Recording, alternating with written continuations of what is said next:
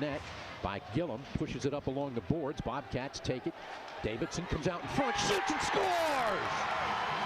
Scott Davidson with a good move, bringing it out for the...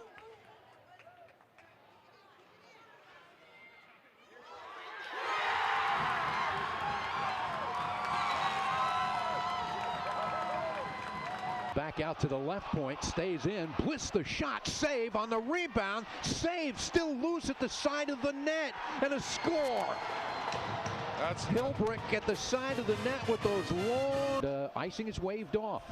Again, taken by Anderson behind his own net, taken away by Tiffenworth. Shot out in front, shot, score! Oh man, tic-tac-toe, and the Bobcats have a 2-goal lead. Smith holds it. Smith in the top of the slot. Toprisky shoots it, side of the net, shot, score! Taverner.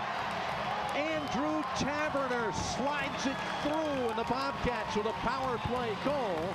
Off the draw, loose, now comes out to the point, taken there, shot, McCarron, score! Think it might have gotten tipped in front.